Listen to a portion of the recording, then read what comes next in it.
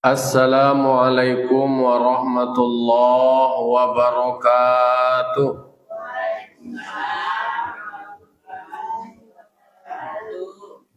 Alhamdulillah. Alhamdulillahilladzi hadana lihadza wa ma kunna linahtadiya laula an hadanallah. May yahdihillahu fala mudhillalah wa may yudlilhu fala hadiyalah. Asyhadu an la ilaha illallah wahdahu la syarikalah wa asyhadu anna Muhammadan abduhu wa rasuluh sallallahu alaihi wasallam la nabiyya ba'da amma ba'd. Qala rabbi shrah li sadri wa yassir li amri wa hlul 'uqdatam min lisani yafqahu qawli. Bapak-bapak, ibu, kaum muslimin dan muslimat, jamaah subuh Nurul Jihad yang dimuliakan Allah Subhanahu wa taala. Puji serta syukur marilah sama-sama kita ucapkan atas kehadirat Allah Subhanahu wa taala yang telah melimpahkan rahmat, nikmat dan karunia-Nya kepada kita dan bersama.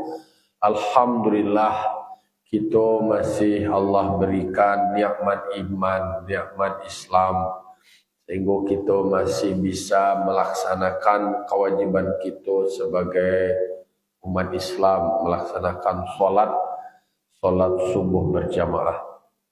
Salam dan salam kita mohonkan kepada Allah, semoga disampaikan kepada arwah junjungan kita, yakni Nabi besar Mustafa Muhammad sallallahu alaihi wasallam, tauladan kita, panutan kita dalam kita menjalani hidup dan kehidupan. Baiklah bapak-bapak, ibu, kaum muslimin dan muslimat, jamaah subuh yang dimuliakan Allah Subhanahu wa taala. Wan suwajo sekete-sekete membaca ayat Al-Qur'an untuk mengulang kaji awak pagi kini surah Al-Maidah ayat 78. A'udzu billahi minasyaitonir rajim. Bismillahirrahmanirrahim. Lu'inal ladzina kafaru min bani Israila ala lisani Daud wa Isa bin Maryam, dzalika bima asaw wa kanu ya'tadun. Shadaqallahul azim. Di dalam surah Al-Maidah ayat 78 Allah berfirman, lu'inal ladzina kafaru min bani Israil. Orang-orang yang kafir di antara Bani Israel itu dilaknat Allah, dikutuk Allah, ala lisani Daud, melalui lidah atau lisan Nabi Daud alaihissalam. Jadi Nabi Daud adalah Nabi yang masuk dalam generasi yang kadu balik melalui jalur sanak silsilah dari Nabi Ibrahim. Jadi urutan dan mulai dari Nabi Ibrahim, anak beliau Nabi Ishak, Nabi Yakub, itu yang punya anak nandu balik. Banyak cerita tentang Bani Israel. Termasuk di dalamnya tokoh-tokoh rasul atau nabi yang berasal dari Bani Israel. Di dalam surah Al-Maidah ayat 78 bercerita tentang peran dari generasi ke-12 dari keturunan Nabi Ibrahim yang berasal dari Bani Israel, yaitu Nabi Daud alaihissalam. Atau melalui lisan Nabi Daud di antara Bani Israel itu dilaknat Allah. Bahwa kau pakai di antara itu nyuadolo dan muslim, nyuadolo dan soleh, dan kemudian ada yang meyakini Islam dan tidak ada tendensi kepentingan lain objektif dengan kaji dengan kitab suci yang diturunkan untuk mereka, mempelajari kitab Taurat umat dari Nabi Musa, mempelajari kitab Zabur dari Nabi Daud, termasuk mempelajari kitab Injil dari jalur Nabi Isa. Kalau konsisten, mereka masih selamat. Ada nama Abdullah bin Salam dan lain-lainnya. Jadi di dalam Al-Quran itu memang menjadi ilmu. Siapa mempelajari Al-Quran itu menunjukkan ada ilmu bagi mereka. Salah satunya adalah ilmu tentang sejarah, tentang riwayat tokoh-tokoh dulu yang disebutkan di dalam Al-Quran. Salah satunya adalah pertama peristiwanya. Peristiwa orang Bani Israel itu dilaknat Allah. Tapi ada tokoh yang berperan di situ. Melalui aktornya adalah Nabi Daud. Ada terjadi bagi Bani Israel melalui perantara Nabi Daud. Nabi Daud itu berdoa memohon kepada Allah terkait dengan perilaku umat mereka. Nah, tidak patuh dan karengkang nama lawan, karehangu dan kemudian tidak patuh. Mereka kemudian disebutkan di dalam tafsir bentuk rupa mereka dirubah menjadi kiradah. Baru kera. Jadi kiradah itu artinya adalah kera. Jadi kalau nama nak kiradah nak. Dulu dalam Al-Quran. Ya, di dalam Al-Quran namanya kiradatan khosiin. Jadi kera yang merugi. Kiradah. Oh, kecil tuangku ambil nama tu kalau bisa dulu dalam Al-Quran. Selebuh dia nama Al-Quran. Saya nama sidah, nama kiradah je. Itu panggilan siridah. Dan nama tu kiradah. Kiradah tu arti kera. Jadi kera. Kalau sidah tu caknya nama itu sidah ya. Iddah tu adalah artinya masa tunggu bagi perempuan. Jadi masalah tu jan kiradah. Tapi namanya kiradah, nama kepanjangnya panggilannya siridah. Akan lain. Jadi mereka itu yang bentuk dan rupa mereka itu yang dirubah menjadi kera, mereka disebut dengan ashabu ailah. Penduduk ailah nama. Di dalam Al-Quran lain disebut dengan ashabus sabti. Mereka yang melanggar larangan di hari Sabtu. Nama penduduknya itu disebutkan ahli ailah. Nama negeri itu ailah nama. Ailah itu adalah negeri yang berada di pinggir pantai, di pinggir laut. Adu ayilah. Di situ memang ahli ailah kok diuji di Allah Ta'ala. Diuji di Allah Ta'ala karena mereka kok termasuk kelompok yang membangkang. Membangkang kok dalam artian nyo mambe kilah-kilah. Kilah-kilah kok bahasa wae mensiasati maolah-olah perintah Allah. Hari Sabtu itu adalah hari istimewa. Jadi warisan mulai dari Nabi Musa sampai kepada Nabi Daud itu, hari Sabtu kok termasuk adalah hari istimewa. Jadi kalau kelompok-kelompokan, kalau hari Sabtu itu memang pengikut Nabi Musa termasuk Nabi Daud. Kalau hari Minggu itu Nabi Isa, Ahad itu. Tapi bagi Nabi Muhammad adalah hari Jumat.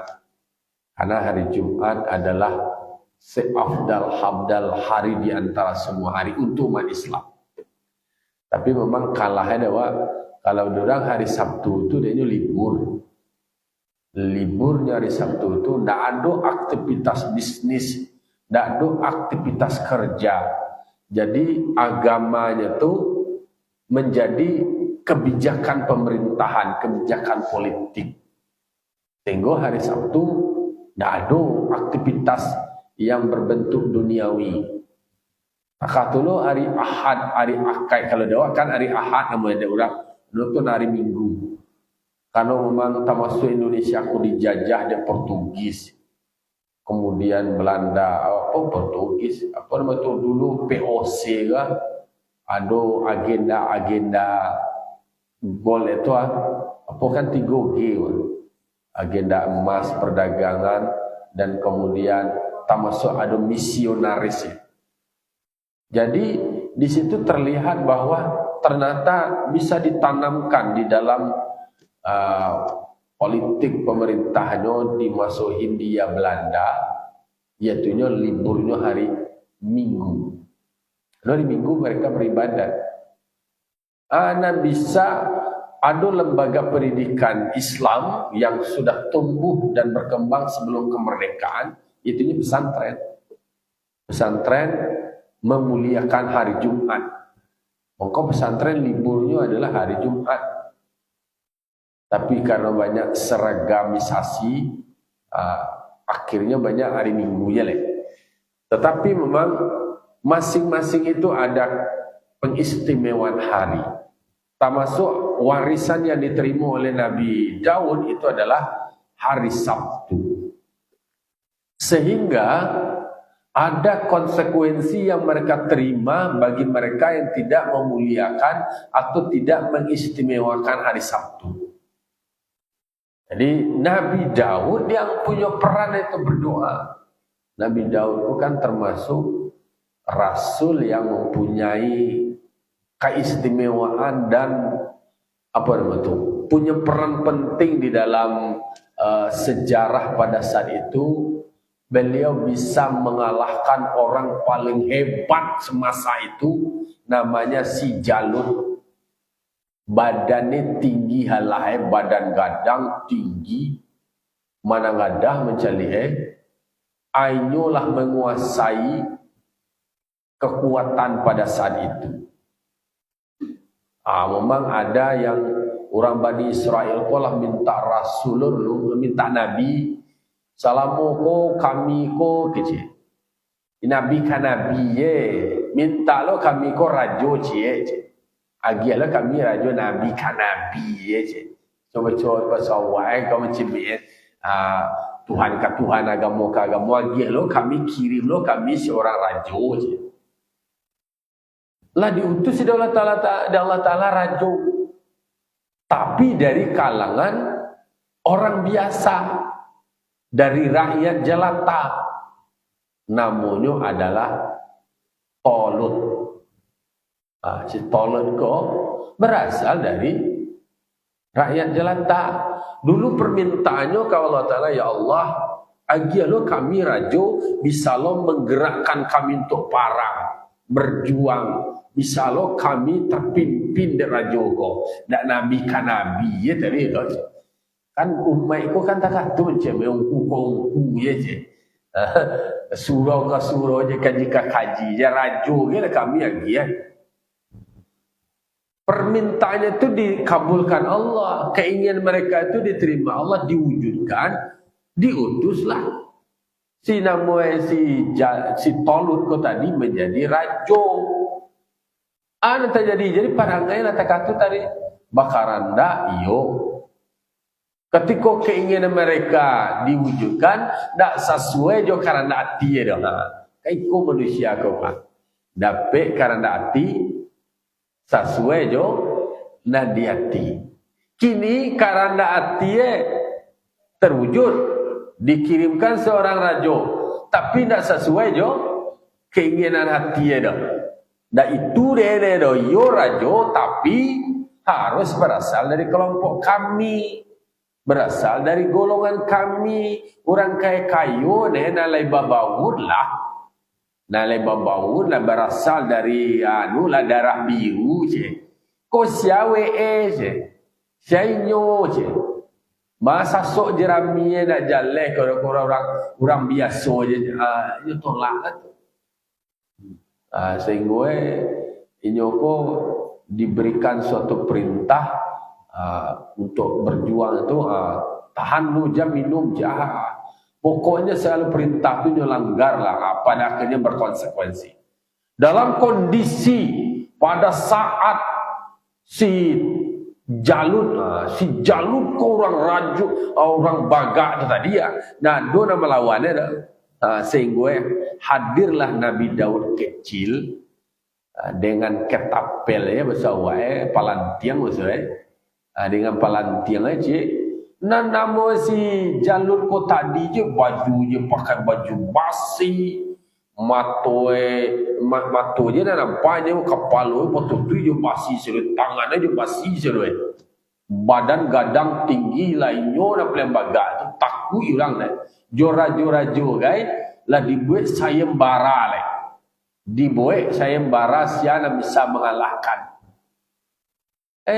mengusul Nabi Daud lah. Nabi Daud kecil masih muda je baru lagi. Dado nama lawan do biar lambo je. Ya mana ko kemiang je. Ya bo je. Dek si Jalut ko tadi tu dicimeeh je lo Nabi Daud. Banyak kemiang ko lo nak kadang do ko cemiang ko je ko. Tapi apa yang terjadi? Kelihayan, kepintaran, kejelian dari seorang Nabi Daud dari kecil lah nampak tanda-tandanya akan menjadi gadang. Ada terjadi. Walaupun tanpa ada perlengkapan perang, kau basuh anu lah namanya tu. Kalau basuh tinju muantai itu, ada pelindungnya pakai kepala, ikut tangan, ikut salah macamnya. Tapi ini nak ada pakai perlengkapan takah di si Jalut kodok. Tapi yang pakai kata palantiang tu tadi, katapel tadi, bidianya tapik.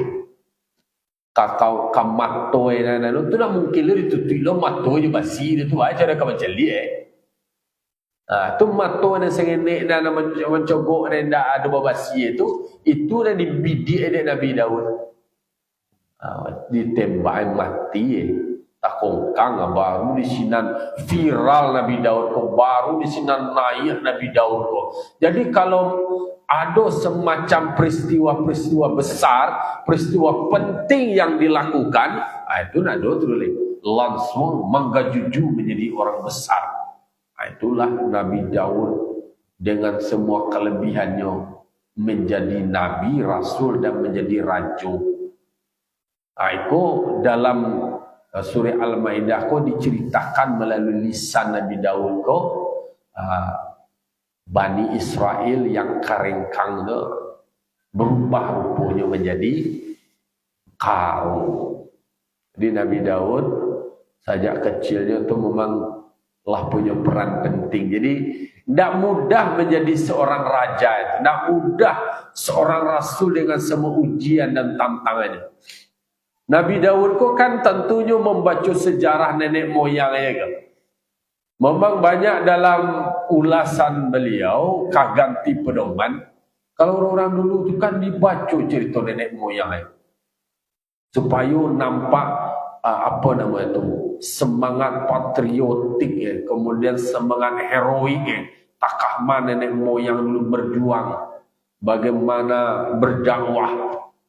Dek Nabi Daud pula dalam pikirannya membaca sejarah nenek moyang banyak ujian-ujian dan diterima.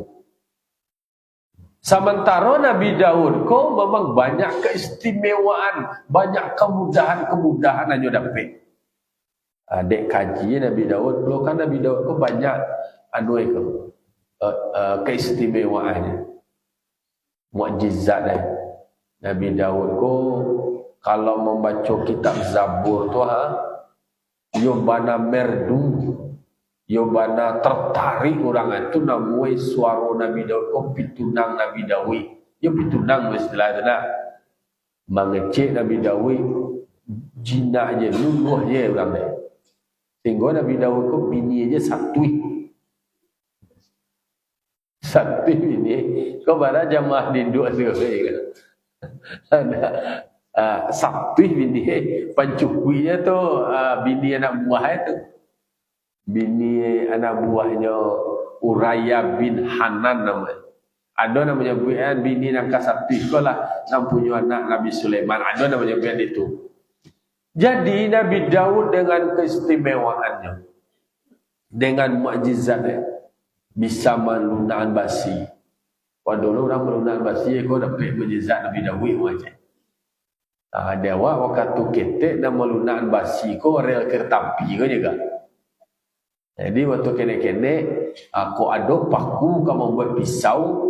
Balatan dia terer kereta api tu. Mereka dilindih dia roda kereta api itu picah dia paku tu tadi. Baban tua. Itu baru buat toko-toko kan itu. Kini lihat dua anak dekat telega lah. Masih ada jadi artinya adalah Nabi Daud dengan semua kisah-kisahnya yang menjadi pembelajaran dewa. Karena di dalam Al-Quran itu banyak kisah-kisah para rasul yang terdahulu dengan perjuangan. Nabi Daud sendiri belajar tentang kisah-kisah nenek moyang mereka. Nabi Ibrahim diuji dengan perintah menyembelih anak.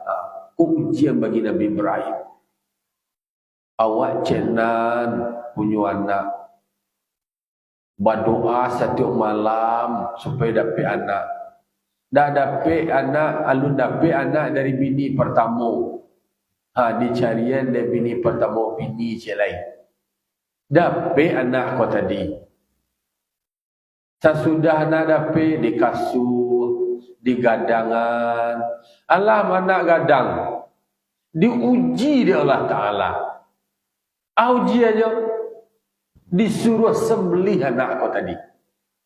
Karena teori yang dibaca oleh para nabi dan rasul tu, semakin berat ujian itu, semakin tinggi derajatnya di sisi Allah. Nabi Ibrahim diuji dengan itu. Sesuatu yang nyu harapkan, sesuatu yang nyu impikan, sesuatu yang nyu rindukan setiap saat dan setiap waktu, itu juga menjadi buah bibir dalam doanya. Berikan ambo anak yang soleh, yang bisa mewariskan nanti perjuangan-perjuangan agama. Itu pinta dari Nabi Ibrahim. Pinta boleh kandak berlaku. Mukasud sampai dia mah pacah. Lahirlah anak dari Siti Hajar. Namu anak Ismail. Anaklah gadang. Diuji di Allah Ta'ala. Ya bunayya inni ara fil manam anni azbahuka fanzur maza tara. Wahai anakku Ismail, Abah tadi malam bermimpi, datang wahyu dari Allah, perintah dari Allah.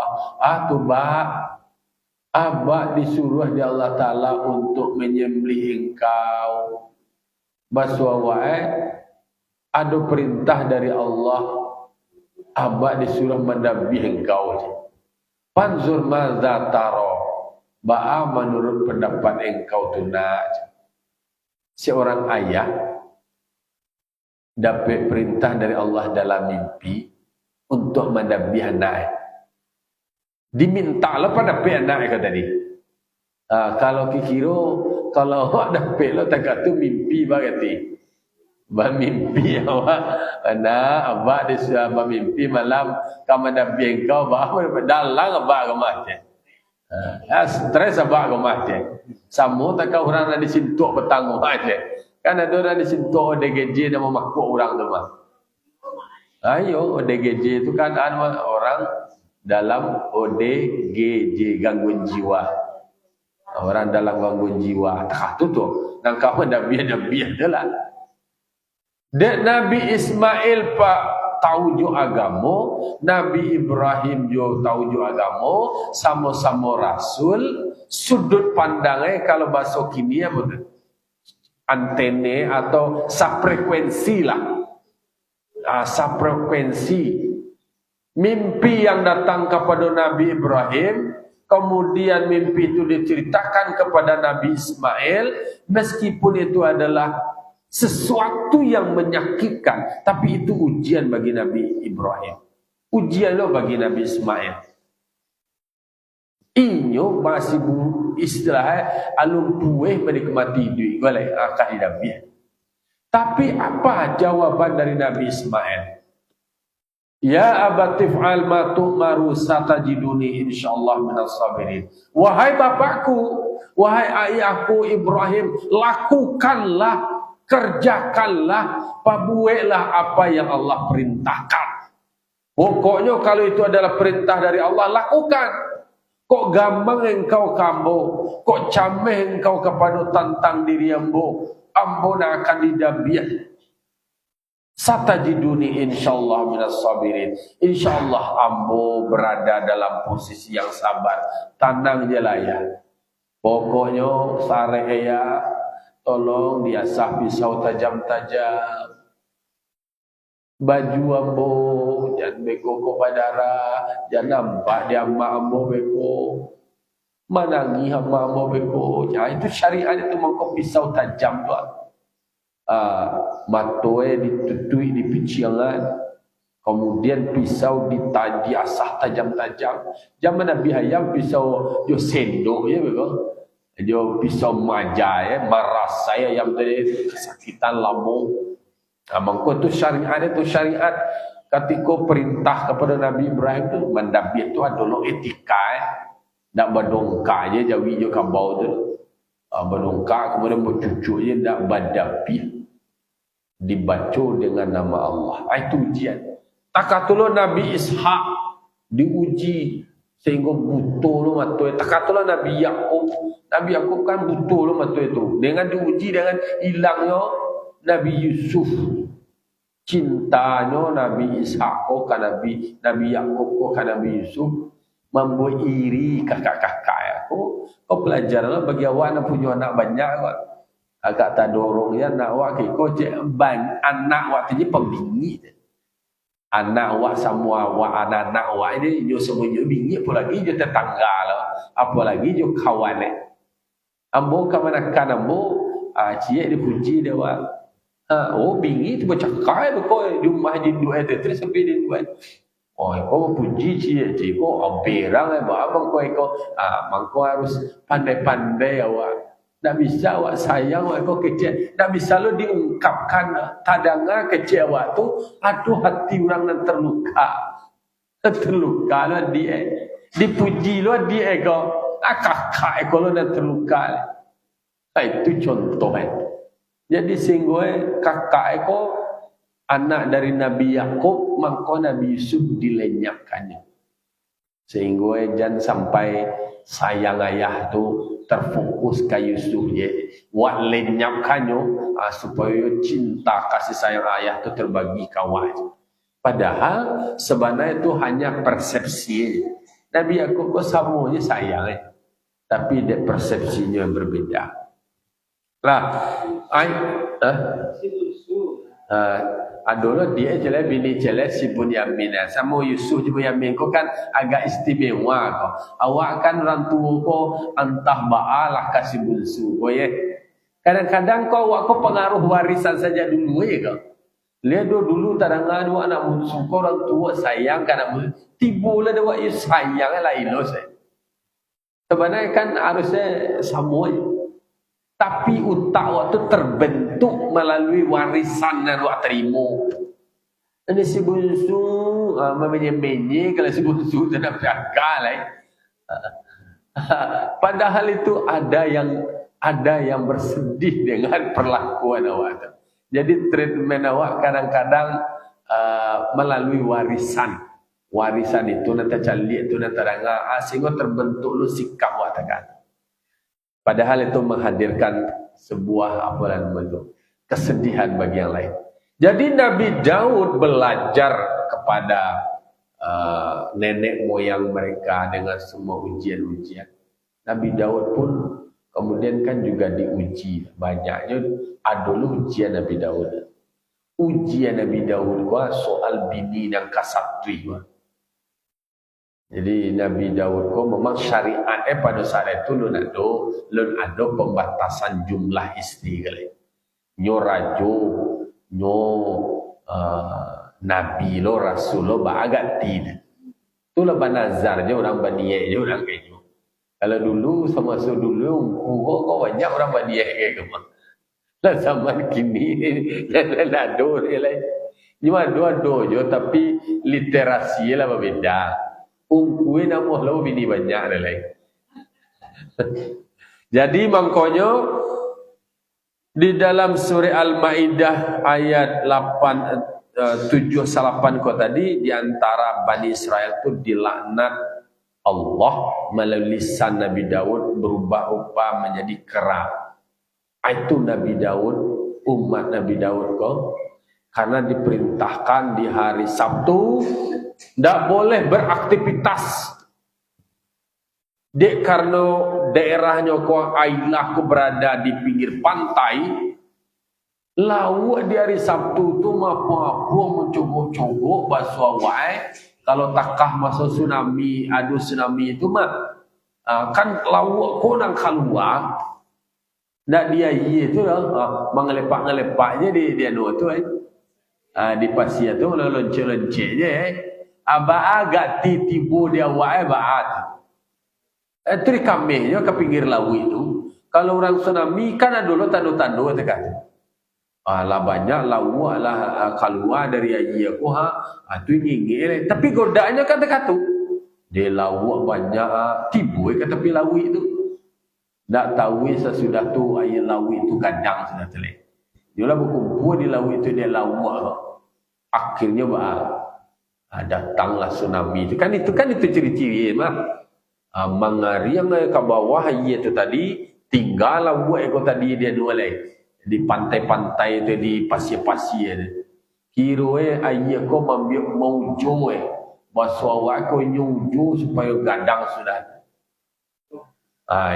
Jadi makanya kisah dari orang Yahudi, orang Bani Israel yang mensiasati hari Sabtu yang diuji dengan lauk itu tadi, padahal itu adalah hari khusus ibadah.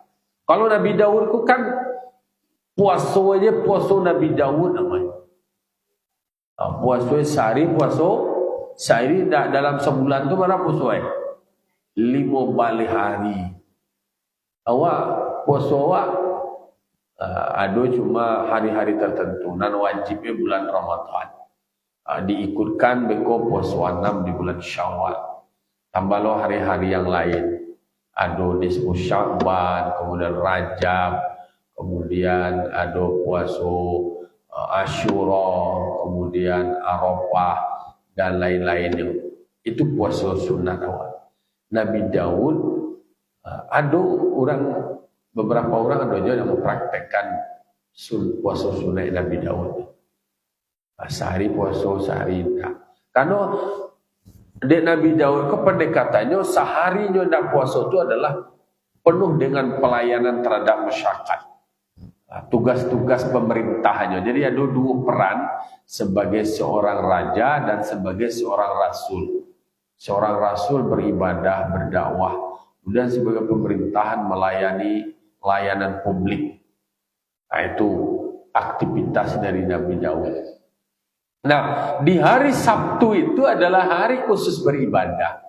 Orang Bani Israel dan karingkang dan kero nyobui strategi, nyob akal-akali untuk balawa orang kadape lah, memang agak ciluh je sedek. Hebatnya berpikir kreatif nyob bantangan tangguh di Jumat sore. Bekonya bangki tangguh itu tadi hari Minggu pagi. Kali dari Sabtu loh mah. Dado kami beraktivitas hari Sabtu loh. Tapi nyoba akal-akali lawak dari tangguh itu bila masuk akal lawak ke tangguh itu. Itu hari Sabtu. Itu je tu. Berubah rupa menjadi karo. Ternyata banyak juga para pakar ahli mufasir mendalami dan menggali kenapa rupa mereka yang berperilaku licik dan kemudian lobo canguk, kemudian ingin menguasai itu diumpamakan seperti kera. Ternyata ada riset itu. Di riset dipelajari karakter dari karo tadi. Dari sekian banyak sebutan nama hewan dalam Al-Quran, ada penyebutan nama karo. Kan ada Al-Baqarah, ada ibil, wa ilal ibili kaifa khuliqat, kan ada ibil, ada tentang Al-Baqarah sapi, ada tentang macam nahal, ada al-fil. Kan banyak tuh ayat-ayat cerita tentang burung ababil, dan ada penyebutan karo. Karo kok ternyata karakternya tuh kalau orang di kebun binatang atau di pinggiran itu di dekat selayang, ada maksud selayang ya, kan banyak itu. Cuma dia cie di lonceng pisang cie, ada pe tangan semua. Lonceng cie lain, tapi tangan kita lonceng cie lain. Jo kaki di katu kedua. Ado je lah jum sumbele. Kasadoe tu dia dua. Bahkan ada riset itu di suatu tampek, kalau nyolah menguasai tampek itu, nyo ingin menguasai tampek yang banyak makanan lah, ana lain tak boleh menakik-nakik. Inyo taklukkan tampek itu, kemudian nyo usia orang lain. Itulah perilaku mereka. Seperti karo lah. Kau ada lah. Mangko sifat-sifat di dalam diri awak kau ada nafsu syaitan ada, nafsu hewan ada. Jadi di dalam diri awak karakter hewan tu ada juga. Hewannya karakter. Ada model-model baru apa tadi? Karakter karo. Nam punyonyo jangan dapat orang. Dan punya orang jangan dapat dia. Itulah kasusnya Nabi Daud kan memang diuji je tu bini dan kasaratu itu. Bini dan kasaratu itu bini anak buah ada iblis ko berubah rupa menjadi buruang, ancak buruang, mencelik buruang ko mata tentu agak terkesima dia. Ingoklah buruang ko di belakang istana. Inyo mencelik buruang tu kira tercalik orang polisi di dua mandi. Kira di antara sekian banyak bini 99, ayo nanti caliak dia nyo nak rancak. Itu kira dia menjadi raja tu bisa je men-tracking dia siawe kau nak polisi kau. Nyo lacak lah melalui intelijen kan. Kalau di Indonesia kan ada kepala bin yang kata. Ada nyo lacak tu. Siapa beliau kok kiranya isteri dari anak buah. Isteri dari anak buah nak menafikan disuruh anak buah kau tadi pai parang mati anak buah kau tadi hanya menyesal dijilo dia Allah Taala ditegur beliau, datanglah malaikat berupa manusia ke istananya pada saat hari Nabi Daud ko beribadah sedang sembahyang dua laki-laki kau minta pendapat kepada Nabi Daud, minta hukum fatwa hukum terkait dengan kasus yang mereka alami, konflik. Seorang macian, ya Nabi Daud, tolong berikan kami pandangan hukum. Ambo punya siku kambiang. Oh kawan ambo ko nyo kambiang lah 99 iku kambiang ni. Kiro nanyo lah punya 99 iku kambiang ko, nang kambiang bu siku kalau nak kadembi aje. Aki kiro ba menurut pandangan engkau Tuhan junjungan. Tu salah tu nak punya 99 iku kambing apa. Allah 99 iku kambing aja. Orang ko seku kambing iku lah nak babi tu. Zalim nama tu. Kiro membalik barang ko kainyo kiro. Oh kironya sedang mendakwahi dirinya sendiri. Itu Nabi Daud tadi. Jadi Allah nama itu dinginan bahwa ternyata ada koreksi-koreksi. Maka Nabi sendiri adalah dikoreksi seperti itu. Tapi lah mati lah jadinya bini mah, tapi kan perilaku itu kan namun dianggap perilaku yang tanpa mempertimbangkan apa namanya itu aspek-aspek kemanusiaan itu loboan mois itu. Tapi dalam artian bahwa dengan itu Nabi Daud kok ditegur, Nabi Daud kok diingian bahwa di dalam praktek kan itu soal kekuasaan ya. Kalau berkuasa kok kanlah murah ya. Laki-laki diuji pada saat inyo kayo nyo berkuasa. Kau juga. Tapi perempuan diuji pada saat suaminya nak berbinti. Kesetiaannya juga. Kan kesetiaan laki-laki diuji pada saat nyo kayo, saat nyo berkuasa. Saat nyo bangkit itu kan banyak godaannya tu. Anak polisi diuji pada saat suami sedang dadu, sedang tak beradu, abalo kikiruli setia lemolah. Go lana do piti laki le itu dan wele. Dicampaknya pula le. Itu cerita tentang hari Sabtu sahabat Ailah diuji kemudian berubah rupa menjadi kera karena nyokrengkan. Tidak, kau nak buahnya teori Darwin itu mengecian manusia itu mengalami evolusi. Kalau ini hanya beberapa waktu, itu kan hukuman bagi mereka. Bahkan ada riwayat mengatakan hanya 3 hari berubah mereka baru menjadi karo itu mati sesudah itu lain.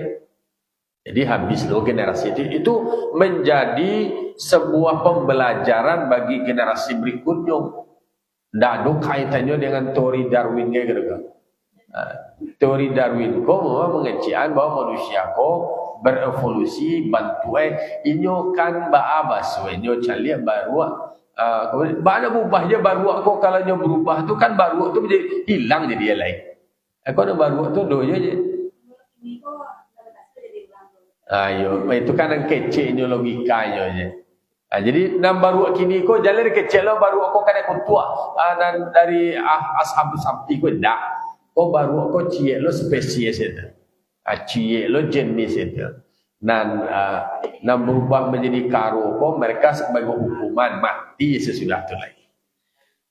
Wa Isa bin Maryam adolo celai dikutuk orang kafir dari Bani Israel itu atas lisan Isa anak Maryam. Jadi adalah pengikut-pengikut Nabi Isa mereka nang karengkangnya diuji lo tuh Nabi Isa mendoakan berubahlah rupa mereka menjadi babi bejoa ba beji beduo. Apa mereka tu disebut dengan surah Al-Maidah. Aku dasar kaji itu Al-Maidah.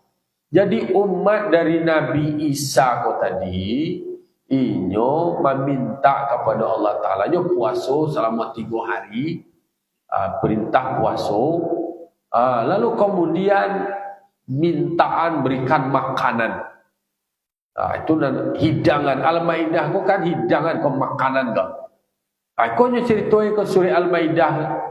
Jadi umat pengikut dari Nabi Isa kok tadi setelahnya melaksanakan puasa 3 hari lalu meminta kepada Allah, meminta kepada Nabi Isa supaya didoakan supaya dah turunkan makanan.